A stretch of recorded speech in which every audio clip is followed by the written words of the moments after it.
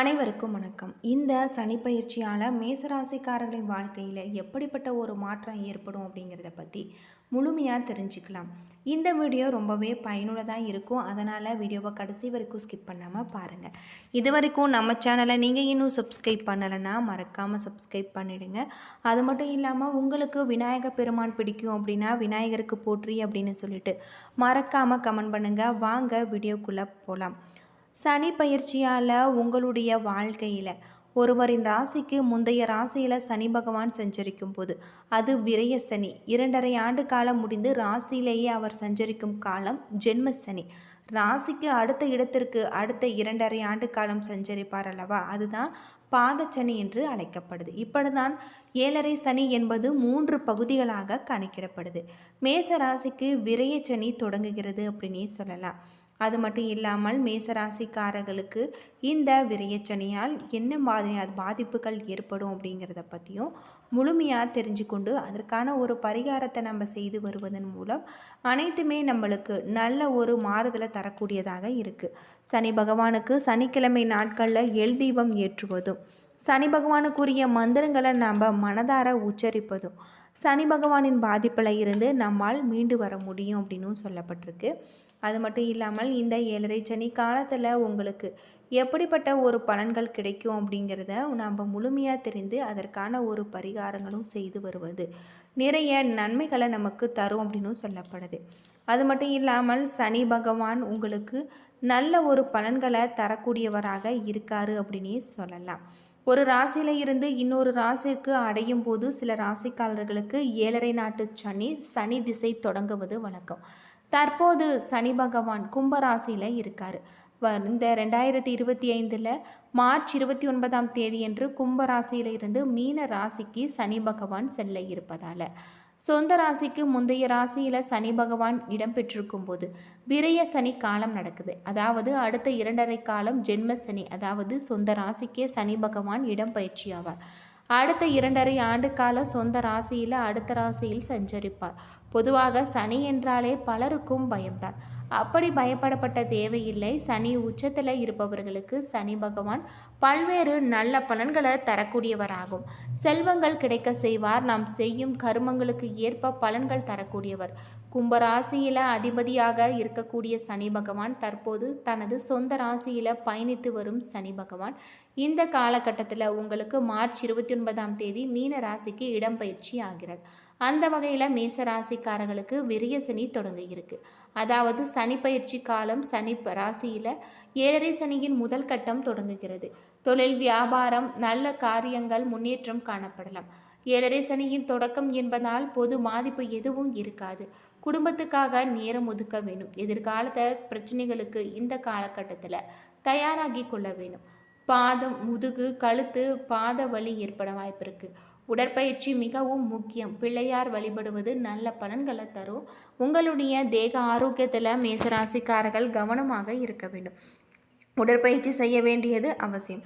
தொழில் வியாபாரம் உத்தியோகத்தில் எந்த ஒரு குறையும் இருக்காது. அதாவது மன அழுத்தத்துடன் யோசனையுடன் இருப்பீங்க. எல்லாம் இருந்தாலுமே பயத்துடன் இருப்பீங்க.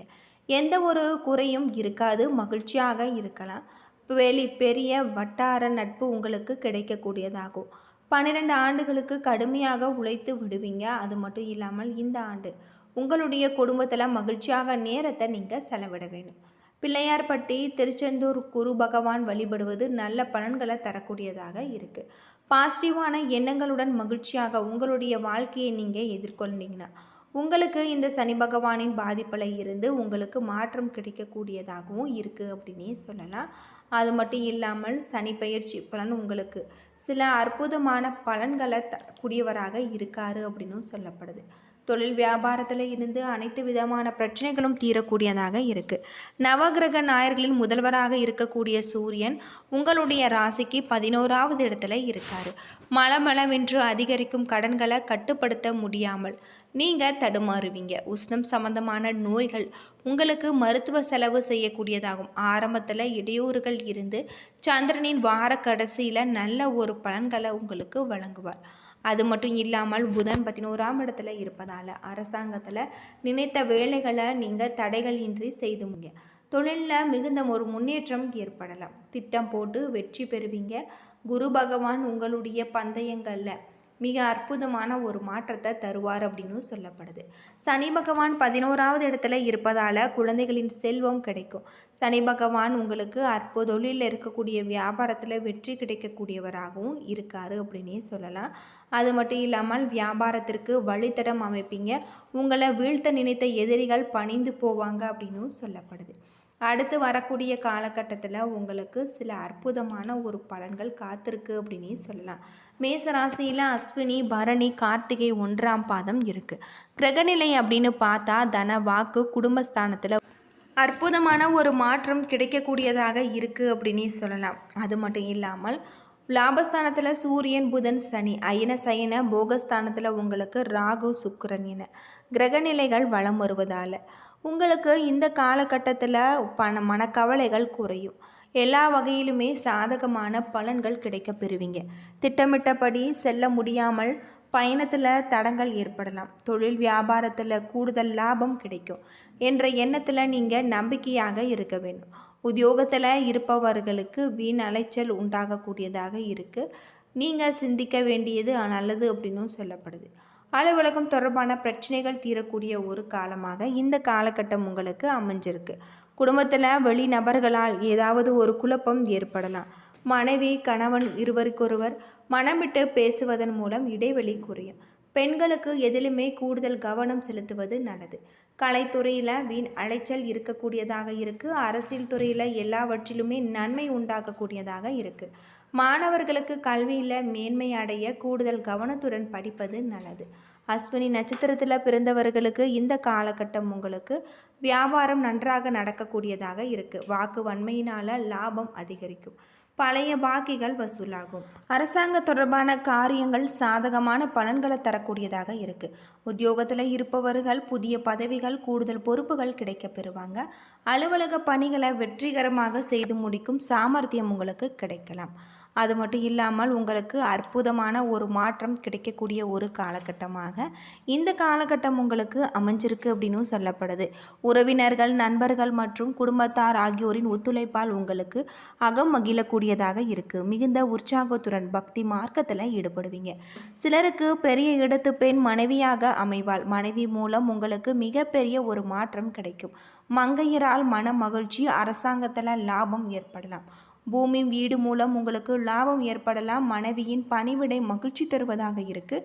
அரசியல்வாதிகள் கடின உழைப்பால் வெற்றி பெறுவாங்க. அவர்கள் அனைவரின் பாராட்டையும் பெற்று மகிழ்ச்சி அடைவாங்க அப்படின்னு சொல்லப்படுது. பரணி நட்சத்திரத்தில் பிறந்தவர்களுக்கு இந்த வாரம் மங்கையரால் உங்களுடைய மன மகிழ்ச்சி அடையக்கூடியதாக இருக்குது. அது மட்டும் இல்லாமல் சம்பாதிக்கும் பணத்தை புதிய முதலீடு திட்டங்களின் மூலம் சேமிக்க முயற்சிப்பீங்க. பல வகையான உயர்ந்த வாகன வசதிகள் அமையலாம். சிலருக்கு பெரிய இடத்து பெண் மனைவியாக அமைவால் நல்ல ஒரு புத்திர பாக்கியம் ஏற்படலாம். மிகுந்த உற்சாகத்துடனும் பக்தி மார்க்கத்திலும் தரக்கூடிய பணிபுரி உங்களுக்கு மிகப்பெரிய ஒரு மாற்றத்தை தரக்கூடியதாக அமைஞ்சிருக்கு. கார்த்திகை 1ஆம் பாதத்தில் பிறந்தவர்களுக்கு இந்த காலகட்டம் உங்களுடைய எதிர்பாராத இடத்துல இருந்து தனவரவு ஏற்படலாம். புதிய மாற்றங்கள், குடும்ப உறுப்பினர்களின் ஒத்துழைப்பு உங்களுக்கு கிடைக்கக்கூடியதாக இருக்குது. மேலதிகாரிகளின் அனுசரித்து செல்வது பணி உயர்வு மற்றும் முன்னேற்றத்திற்கு நல்லது. உடல் உபாதைகள் காரணமாக தொழிலில் உற்பத்தி பாதிக்கப்படும். அது மட்டும் இல்லாமல் நவீன காலத்தில் ஏற்றபடி புது புது பொருட்களை அறிமுகப்படுத்தி உங்களுடைய வாழ்க்கையில் முன்னேற்றத்தை கொண்டு வருவீங்க அப்படின்னு சொல்லப்படுது. அது மட்டும் இல்லாமல் இந்த வாரம் பயணங்களால் செலவுகள் ஏற்படலாம். துணிச்சலுடன் எதிலுமே ஈடுபட்டு காரிய வெற்றி காண்பீங்க. உங்களுடைய மனோதைரியம் அதிகரிக்கக்கூடியதாக இருக்குது. பரிகாரமாக நவகிரகங்களில் இருக்கக்கூடிய செவ்வாய்க்கு அர்ச்சனை செய்து நீங்கள் தீபம் ஏற்றி வழிபடுவது நல்ல ஒரு பலன்களை தரக்கூடிய ஒரு காலமாக இந்த காலகட்டம் உங்களுக்கு அமைஞ்சிருக்கு. என்ன நண்பர்களே, இந்த வீடியோ உங்களுக்கு பயனுள்ள தகவலை தந்திருக்குன்னு நினைக்கிறேன். வீடியோ பிடிச்சிருந்தால் லைக் பண்ணுங்கள், ஷேர் பண்ணுங்கள், கமெண்ட் பண்ணுங்கள். இதுபோல் தகவலை தெரிஞ்சுக்க நம்ம சேனலை மறக்காமல் சப்ஸ்கிரைப் பண்ணிடுங்க. நன்றி நண்பர்களே.